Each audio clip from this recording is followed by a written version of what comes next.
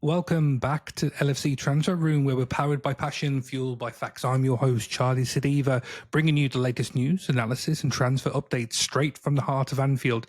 Today, what a special day today is. We're diving into Liverpool's most intriguing of summer signings, Giovanni Leoni, the teenage sensation, defensive talent arriving from Parma. To help us break that down and how Leoni is special and how he fits into Slot's plans and whether he's going to break into the big thing, I'm joined by a brilliant guest, Matt Fenech, a co-host from the Serie A podcast, the go-to source for Italian football, bringing you insights, tactical breakdowns, and transfer talk. Matt's been covering Serie A for years and brings a sharp eye for emerging talent. So buckle up, Reds. This is going to be a very exciting scouting masterclass from Matt. He's going to bring all the tacticians, all the analysis that we are going to get into this Liverpool's next defensive rock. Let's get into it. Matt, how are you this evening? I'm amazing, man. Thank you so much for choosing Serie A Spotlight for this little deep dive on Giovanni Leoni. Of course, we like to pride ourselves as being the podcast that focuses on all 20 teams in Serie A, from the top all the way down to the bottom. So it's incredibly fitting that we get to speak about a young talent representing a relegation-threatened side in Parma last season. Yeah, so do you know what? We were talking yesterday just on WhatsApp and kind of reminiscing about Italian football from the 90s and 2000s. Yeah. So my upbringing in football kind of really started with watching, I don't know if you know Channel 4, but Channel 4 is one of the kind of terrestrial television channels that we have in the UK.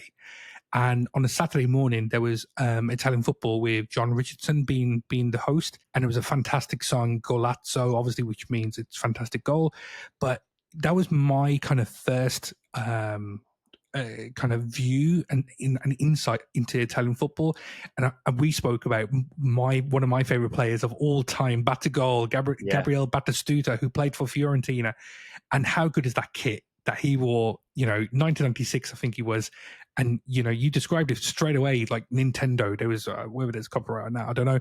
But the logo on the shirt, how good was Italian football back then when you were growing up there, Matt? I mean, just iconic. Obviously, we can go about the talent that there was there for ages. Now, I was born in 1997, so it's such a young man you are. Yeah, 28. I'm nearing my 30s now. When's the party? So I'm coming to you for the party now, I think. To Malta with the rest of the Brits.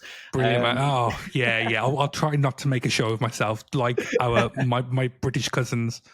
Yeah, but yeah, just a super iconic league. I think it was obviously at its best in the 90s and the early 2000s. I mean, even before that in the 80s, with Sacchi and the likes, with obviously my Milan having the Dutch trio as well, fresh off the 88 Euros victory as well. But it's not only that, but it was the stadiums were like Colosseums back then. The kits were just done tastefully and perfectly. There was money in the league, which meant that the Premier League used to feed talent to Serie A, and not perhaps the way that it is right now. But those are definitely that's definitely the golden era of Italian football, and I think it went on till like maybe 2010 with Inter's treble. That was kind of like the final hurrah. We got close with Juve twice, got close with Inter twice in Champions League finals. But we're just a step too far for us at the minute. I guess the thing with Italian football is you can't underestimate Italian football. National team, they've won titles and because they know how to win. And certainly we know what happened in the Champions League final last year, but the ability to get through those tough games and get to finals is something that's kind of inbred, is actually kind of ingrained into Italian football. And I hope that, we get to see the best of Italian football come through. But, is it a case, and I think this is kind of leading into that first question around Italian players going outside of Italy and going to foreign countries, whether that's England, in Spain, in Germany, etc. But have you seen that trend actually occur more and more often now? Yeah, it's definitely a trend that's increasing, and I think it comes from an issue that is kind of deeper in the league right now, and I think it comes from a commercial aspect where Serie A has really been struggling over the past few years, which is, of course, the TV rights situation, where obviously, essentially, there aren't enough rights. There are some of the biggest places in the world that don't have the rights to watch Serie A. There was an issue with Australia last year. There are issues with India, which has a population of over 1 billion, and they can't get rights to watch one of supposedly the biggest leagues in the world. And then the other issue is, of course, the stadium ownership situations, where only around 3 to 4 teams in Serie A make money for their own ticket sales, which obviously leaves a huge dent in the finances that Serie A teams have to sustain their talent, number one, and I think that is the most important thing, but also to bring in appropriate talent, whereby it's become this thing where there's almost the French and the German league that pass on, and the Dutch league that pass on talent to Serie A, who are doing all the dirty work when it comes to scouting, so on and so forth. They create talent to then make some capital gains by selling to the Premier League at inflated prices. That is the coping mechanism that is taking place right now. You don't blame the teams for doing that. It's what they have to do. It's sink or swim, unless you've got super rich owners like Como, so on and so forth. But that's what needs to be done. Unfortunately, until Serie A essentially get their shit together, then that will continue to be the case essentially. And so, what's the actual outlook from external fans of Como when you see that club coming in? You know, the money that they spend. Fabregas has done really well to get the team into Serie A, and do everything that they're doing. It's very similar to what we're seeing with Wrexham and how Ryan Reynolds is doing with the team there, and they're now playing in the old second division, but who knows what's going to happen there. But what's the actual outlook from within, if that makes sense? So Como are they're quite an interesting one, and they're a little bit different to what we're used to when it comes to clubs getting these massive financial takeovers. It's because they are doing it in somewhat of a sustainable manner. Como really aren't breaking the bank on huge names just to increase the profile of the team. They're doing other things to increase the profile of the team through their branding and through their marketing of the city, and bringing in Oscar-winning actors and actresses to be at their stadium and to post on their Instagram stories and this and that. But you look at the players that they're bringing in, and apart from the likes of Sergio Roberto and Pepe Reina, which are still they're not huge names, or it doesn't take a lot of money to bring them in. They're bringing in players that no one's heard of before. So they're bringing in the likes of Diao from Real Betis, and these obscure players that Fabregas just has a very keen eye on and who fit the system. I like to draw comparison to Newcastle when they had just gotten their financial takeover, and it was like they were still building a proper structural system, and not just like the Saudi teams, no disrespect obviously, but not like the Saudi teams that are just, oh, how much does Cristiano Ronaldo cost? Let's bring in Sergej Milinkovic-Savic and just, you know, kind of try to buy our success. So of course they have a massive advantage, but they are doing it in such a sustainable way. They're signing players that are under 25 years old, except for Alvaro Morata now, who they brought in, Spain captain, good relationship with Fabregas, a leader, of course. But other than that, it's Kakere, it's Diao, it's Baturina, who they just brought in as well for around 25 million, you know. So not players you typically hear of. So there isn't that kind of oh, look at these guys. They're all flashy with their Indonesian tobacco company money, just kind of putting everyone to shame. They're doing it respectfully and sustainably, you know? Yeah. And so kind of looking at the other end, and we spoke about it just before we started recording, was those players that actually have made the move, the Italian players. And it's always been quite rare to see Italian players leave Italy, very similar to kind of German players leaving Germany to coming over to England. Now, there's been a few examples. We've already kind of spoken about one offline, but Fede Chiesa, an absolute hero of mine. I think he's absolutely brilliant. You know, as an individual, as a human being, I would never, ever want any harm to come to him. But, you know, not just him. You spoke about Jorginho, you spoke about Calafiore. You know, what again?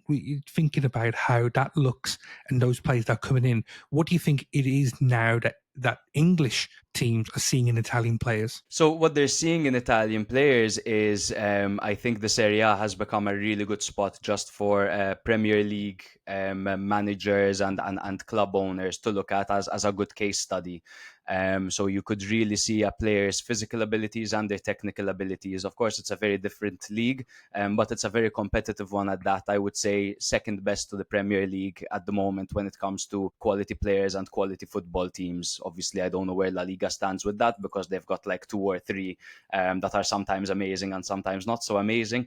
But I think that is what where this Serie A stands right now. I think when it comes to the players leaving, it goes back to that point that there isn't, back in the day, those 90s that we're talking about and the 2000s that we're talking about, the pinnacle for Italian footballers was playing for Juve, Inter, or Milan. Milan. Those were the Yeah. three teams. Or if you're from Naples, you play for Napoli. If you're Mhm. from Florence, you play for Fiorentina. If you're from Rome, you play for Roma or Lazio. Yeah. Those were the teams. That is the pinnacle of your career. That's why you speak about some of the most loyal legends in Totti. the game. You think about Totti, you think about Maldini, you think about Del Piero, who went down to Del B Piero. and Yeah, came exactly. back up.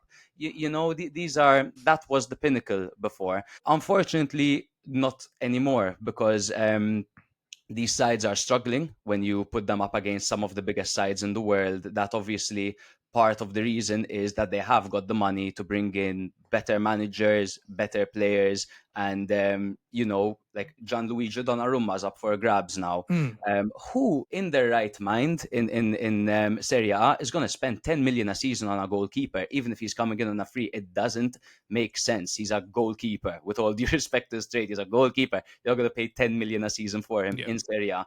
But Man City can do it. You know Mhm. what I mean? So, of course, it's Sandro Tonali is another example where it's Mm. like he became such a quality player at Milan. Won the league, he was the star midfielder for Milan. But he essentially, and I hate saying this because there's nothing bigger than the club. There's nothing better. There's nothing bigger than Milan. But there does come a point when the club doesn't afford their own players anymore, Yeah. and the player then has no other option. Maybe Tonali wanted to stay at Milan, but it simply doesn't make sense for him anymore. I remember when Tonali did make the move, he didn't look very happy. No. The initial reaction when he walked in through the door, he didn't look too excited. I Yeah. guess he may be in one of those where he was pushed out because finances kind of dictated that kind of that transfer. We're gonna get into talking about the probably the next big thing coming out of Italian football, and Giovanni Leoni, who is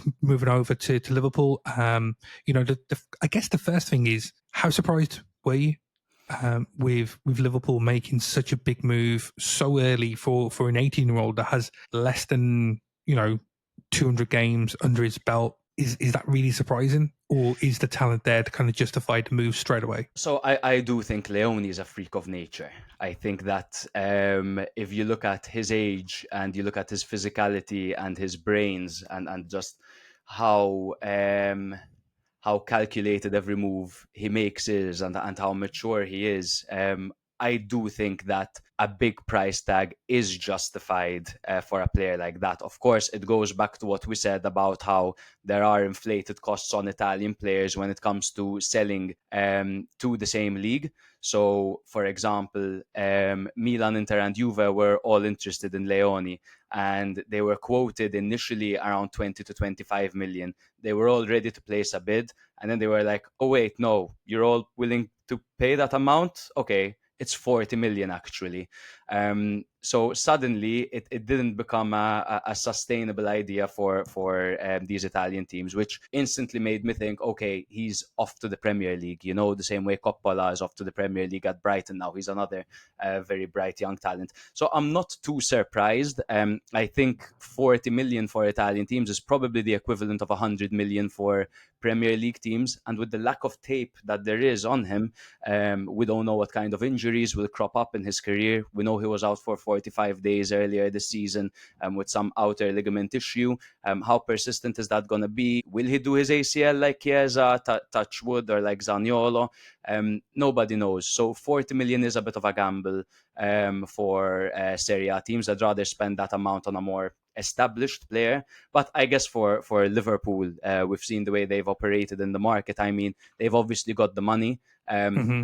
I think if you have the 40 million, and 40 million isn't a risk for your club, then you simply have to bring in a talent like that, because that is a guy that can become one of the greatest centre backs in the world over the next 5-6 years. No doubt, no doubt. Yeah, exactly. I mean, for those that are unfamiliar with him, can you kind of paint a quick picture as to the type of player that Giovanni Leoni is? You know, his style, his kind of standout traits. Of course, of course. Leone, firstly, the first thing that you notice is, in fact, when he made his debut, it was really hard not to notice that there's a new guy on the Massive. pitch. He's 6'5", man. 6'5" is crazy. You're talking goalkeeper, basketball player kind of heights over there. He's 6'5". His definite best trait is, even though he's 6'5", we haven't seen him challenged too much in the air. We haven't seen him go up for many headers or anything of the sort. But when he does, I believe he has a success rate of around 63%, which is very strong for an Hmm. 18-year-old.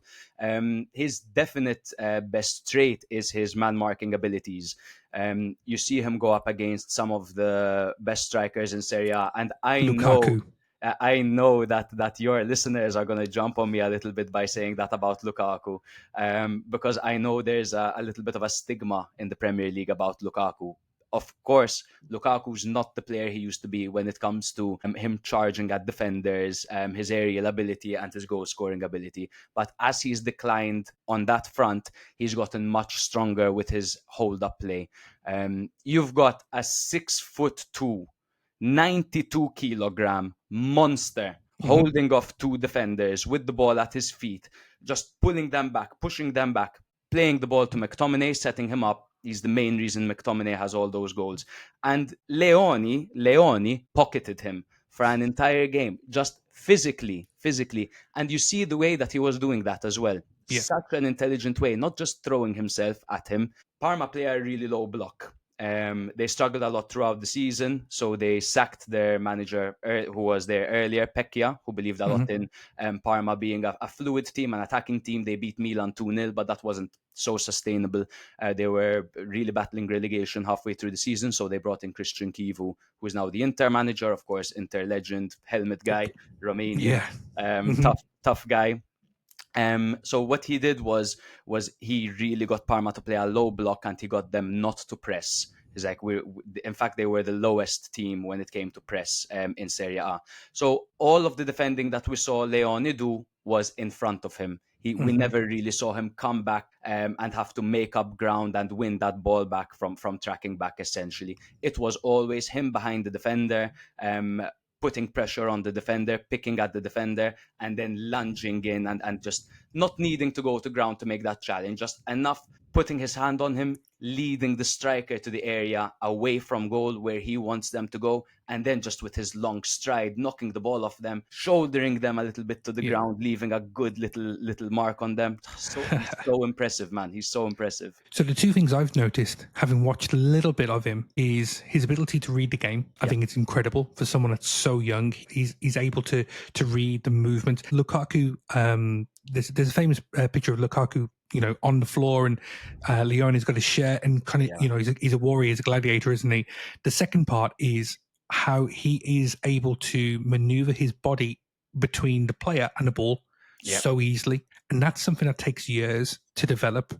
I've seen a number of central defenders obviously playing for Liverpool, and how they've kind of developed that skill over time, because it takes the bravery, takes the ability to read the game and read the ball, and how that's going to roll. Leon is already doing that at Yeah. 18. You know, he's only played 50 odd games, but to have that kind of composure is really, really good. I guess the next thing is, because Serie A has produced some of the most elite defenders of all time, and Milan have developed that, and you'll be really close to that, because you know, we could just go through the names, and I think it's just magnificent. Do you see Leone as part of that tradition? Absolutely. I think part of my answer, I'll try not to be so romantic about what I think, because we're all waiting for the next big Italian defender, right? Obviously, Bonucci and Chiellini's era has just ended, and it ended Mm, beautifully with that Euros victory. yeah. Now there's Bastoni, who is excellent.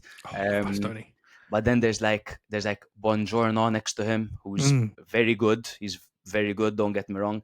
But we are looking for that next bloody Nesta, Maldini, Chiellini, Cannavaro, Bonucci, Maldini, Baresi. The list just goes on and on. I think, judging by, again, it's so hard to say for an 18-year-old because A, you don't know what their injury record is going to be like. B, you don't know how many Lamine Yamal parties they're going to be attending as well. Obviously, Yeah. when they get money, when they get fame at a young age, so you never know. But simply from what I've seen, and this is from 17 games at Parma in Serie A, 12 games at Sampdoria in Serie B, and one Serie C game for Padova, I think everything is pointing to the direction of this guy just being a specimen, just being the next guy. It will be Bastoni and Leoni, and it kind of has a ring to it as well. The next two leading centre backs for the Italian national team. That's what we believe in Serie A. Of course, I think there's a lot of learning that has to be done along the way, and I think time will tell. And it's a really good test of his character, leaving the country and going to a club like Liverpool, playing in the Premier League. That's so different. The fans are so different as well. The football is so different. That I think it's going to be a really, really good test of his character because he's getting out of his comfort zone really, really early on in his career. Is that going to make him crumble, or is that going to make him an even bigger player? That test of his personality is what's next, I believe. Yeah, I mean, the next question now was going to come to mind, but actually, I might just amend it. Like the original question was comparing him to someone like Bastoni, similar age or something along those lines, and maybe there's similarities there. But actually, let's kind of flip it. He's going to be learning from one of the best or the best central defender in the world right now in Virgil van Dijk. He's going to have Ibu Konate next to him. Again, probably French's number one defender. Arsenal fans may disagree with that. Who knows? I don't really care. But there's those two players that will teach him how to defend the proper way, the best way. Is that a great kind of breeding ground for him to learn his game? It might not be something that where he's going to play 20 games next season, the coming season starting tomorrow, but in years to come, he's going to learn from those two, certainly from Virgil, how to manage and be the best defender he can be in the future. Yeah, I think there's, to be honest, no better person, no better current player to learn from for a player like Leoni. I think Virgil is so well rounded and he's so intelligent with his positioning. Of course, his consistency has been remarkable. He bloomed late in his career. Exactly. Of course, but Leone could be a really good understudy of his if he learns and he if he keeps his ears wide open and he idolizes him, then there's a really good possibility that he'll learn a lot from him. I don't think there is currently a centre back like that in Serie A that he can learn from. I think Bastoni is very different in the sense that he's a very offensive. He's kind of a bit more of a Calafiori mold. He likes to go forward and cross the ball and get in for headers. As much as Leone and Verge have that aerial prowess about them, I think they are that last man in defense of you can get past the midfield, you can get past the wing back, but then you've got the task of beating Virgil van Dijk or you've got the task of beating Leone. And as that last man, I think he's the best possible player that he could learn from right now in football. Yeah. So I guess the other thing that probably Liverpool fans would like to know is the potential weaknesses. And again, people need to remember he is only 18 and he's played a number of games already at top level football.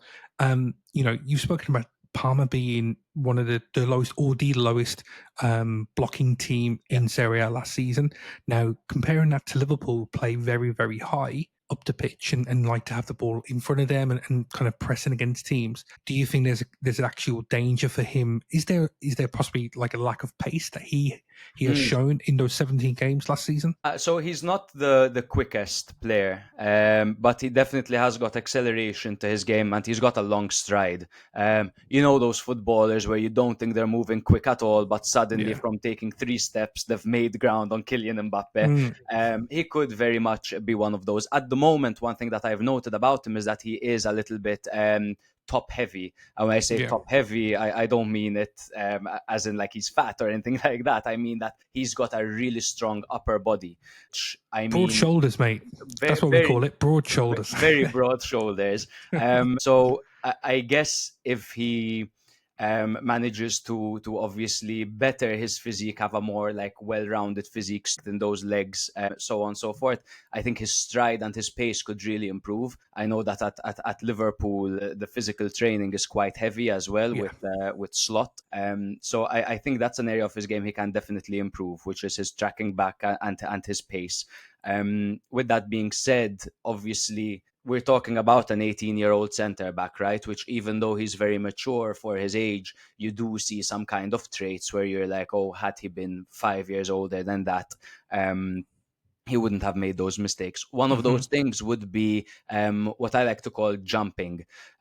So perhaps, especially when he's having a good game and he's in the zone and he's making all the right decisions, sometimes he'll get a bit out of position to press someone and he creates a gaping hole at the back. There was in that game where he dominated Lukaku, flawless game until like the 85th minute, where he went to take the ball from Anguissa, and Anguissa just flicked the ball over him and got into a really dangerous position because he created a lot of space. Typically, teams work so hard to find space, and Leone in that situation gifted them the space by overcommitting.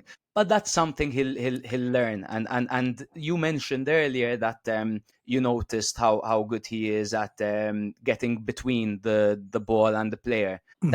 That's where he used to struggle initially with Parma, but as the games progressed, we already saw him improve at those things. So he is a fast learner. So I think he's up to learning from those challenges. Yeah, I guess one of the kind of historic plays that we've had. I don't know if you ever remember him, but there was a play that we had in central defence, very tall, kind of top heavy, not the most quick. He wasn't the quickest, but Sami Hyypiä. I don't know if you ever remember that player. Of course, yeah. But Sami kind of read the game so well, and over time and over his career, actually became one of the best defenders that we ever had. Now the reason being is his ability to read the game and understand how to use his body in best ways that he can. Okay, he's 18 with sports science and the ability to develop those muscles, just like what you spoke about. Liverpool have got that player. I guess the thing is, you can't read a player right now when they're so young. And I think, it's like with other players that have come through, Raheem Sterling, you don't know what type of player he was going to be when he came in. You could see he's actually quite a good player, and there's other central defenders that are going to be coming through. I guess it's just a work in progress, isn't it? With Giovanni, when he comes in, he needs to kind of buckle down. The next question, and I don't know if you know this because he's probably not the most outgoing, but his personality. What's his personality like? I couldn't tell you, and I wish I could. Does he interview well? Does he speak English? Professionally, I haven't heard him speak English. I've heard him speak Italian. So far, all he's really had to say is that what he's doing is for the team, and he's really grateful for the opportunity and for the mister for giving him that opportunity. He seems like a nice guy. What I like to think, just from being human and knowing how humans operate, he's also already a millionaire at 18 years old. He's 6'5" and pretty handsome. So I don't know. I don't know how handsome he'll remain. But for now, his feet seem to be on the ground. Yeah. And I guess the Liverpool fit is kind of the next question. Once he comes in, he'll just need to develop and see out how he kind of plays into certain games. I guess the thing that he'll have is two real key people at Liverpool. We've already covered off Chiesa, and so I want to get your thoughts about Chiesa and how important it may be to actually keep him at Liverpool. The second one's Richard Hughes. Richard, I think he certainly speaks Italian. So Richard is our sporting director. Okay. He's a real key person that's kind of shown a lot of good things this summer. So bringing in Florian Wirtz, etc., Hugo Ekitike, but the next thing is, because Richard can speak fluent Italian and there's going to be that type of family thing that he needs to kind of keep close to. So you need to keep close to Chiesa, needs to keep close to his own family, and then keep close to Richard Hughes. That's really important for such a a young man coming into a different country. 100%. I think it's almost overlooked how important it is to have some kind of familiar face. Not only that, but Chiesa's probably someone that Leone really admires as well. He had one of the greatest tournaments we've seen an Italian player have this, Magnificent. the past few years. I think that's super important, especially for when an Italian person leaves to England from that kind of, even just the city life is so different, where perhaps it's a little bit more calm in Italy and it maybe is a little bit more erratic, and people are a lot more confident in England. People will come up to you even at the younger ages. Italians could be a little bit more bashful, a little bit more reserved.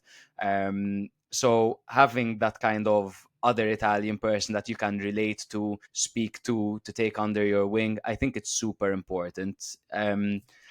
I really hope Chiesa stays at Liverpool for that reason, because there are significant links with him to I know that Napoli is one, and I think even Milan were interested in him. Atalanta as well. I think I may have Okay. heard something a few weeks ago, but that just died down. Okay. I know that Conte is an admirer of him. So he might bring him in, but if not, I genuinely think it's a really underrated thing. And I think there's this thing where even without Chiesa, I think people tend to find the Italians quite endearing, particularly Yeah. the British. You look at how they speak to Chiesa, and you could tell they view him as like a little brother. In Maltese, we say "Gustauch," like they find him cute in some way. So He's got a great song. yeah, I don't know he does. if you've he's got a He great song, does. and it was so lovely seeing the trophy lift at the end of the season that all the fans in the cup were singing his song, and all the players were kind of pushing him to the front with the trophy and Yeah, saying, "Look, exactly. do it, get in front of it." There you go. There was a brilliant song that I think Southampton had for Gabbiadini, which was like the owner's name. Went to Europe to buy a Lamborghini. Instead, he bought a striker. His name is Gabbiadini. I love And it. those kind of things really make someone feel at home, eh? Yeah, absolutely. I mean, I guess the next thing is looking at how from a outsider's perspective, looking at Liverpool's kind of transfer business, are you impressed with what Liverpool have been doing? And this is kind of a broader spectrum question, looking at who we've bought. I've already mentioned Wirtz, Ekitike, you got other players that have come in, central defenders, look like it's that Frimpong, Kez. How impressed are you seeing Liverpool make those type of transfers? Incredibly impressed. And I think the sheer upgrades that we've seen in the majority of the positions, such as Kerkez and Frimpong, where everyone was saying, "Oh God, what's going to happen when Trent and Andy aren't what they used to be, or when they leave? Who are the next two big things going to be?" You've got an answer. It's Kerkez and Frimpong. You look at the options moving forward. Wirtz is that kind of player that can create something out of nothing, which is apart from Salah. Luis Diaz, who I believe is out now as well. He's under It's buying. important. It's important to have that kind of player over there. And I love seeing this kind of business, and we're seeing it with Napoli at the moment after a team wins the league. Because you see too many teams win the league and they believe, okay, we've got the right formula over here. But you need to keep things fresh. You need to keep people guessing. And Guardiola had said that once as well, that, sell a Manchester player. United.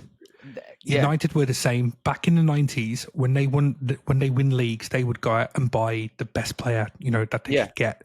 Andy Cole was one, Dwight York, Yap Stam, who obviously Even came more recently with Robin van Persie, for example, when exactly. they brought him in. I think it's crucial to do that. Even if they want to compete on more fronts, I think getting knocked out to Paris Saint-Germain, of course, Paris Saint-Germain went on to win the bloody thing, and they looked invincible until Chelsea until Chelsea demolished. Yeah, came. until Yeah, Chelsea demolished them. I had no idea they had that in their locker. But it's super important. And in Italy, we're seeing Napoli do it right now, where they brought in the likes of Noah Lang, Beukema, Kevin De Bruyne, yeah, Lucca, Vanya Milinkovic-Savic. What the hell, man? And where's this money coming from? I think one thing Liverpool have done is noticed how long it's taking for anything to happen to City. So they're yeah, like, you know what, man, screw this. We're just gonna do the yeah. exact same thing. Absolutely, I know. That's a question for another show on another podcast, and Yeah. maybe they can deal with it at that point. I guess coming back to Leone, let's get a bold prediction from yourself there, Matt. In 3 years' time, Virgil probably would have seen his time out at Liverpool, ending a brilliant career.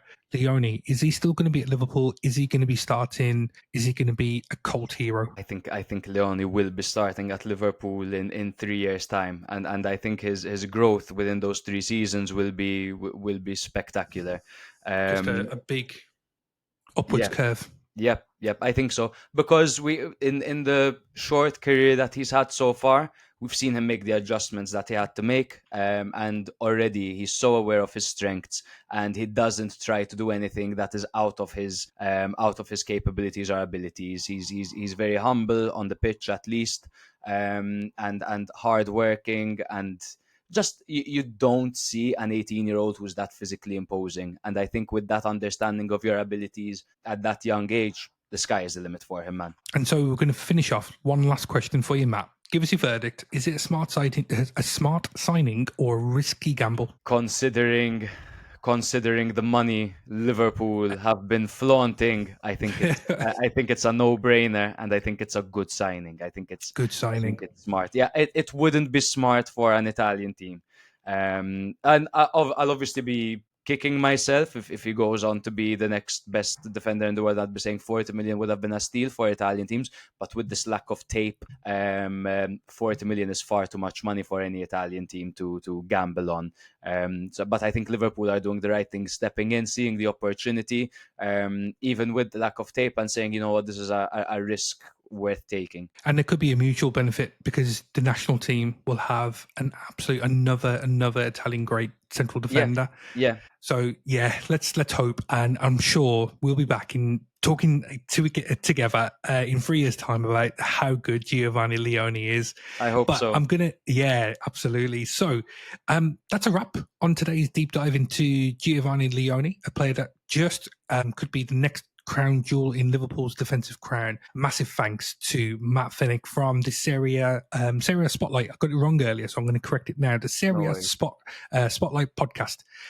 If you want to find more top tier analysis on Italian football, transfers, and rising stars, make sure that you check out the Serie A Spotlight podcast on Spotify, Apple, or wherever you get your football fix. If you enjoyed this episode, don't forget to like, subscribe, and hit the notification bell so you never miss a moment of transfer talk on the LFC Transfer Room. I'm Charlie Sadiva. This is Matt Fenech from the Serie A Spotlight podcast. Until next time, you will never walk alone.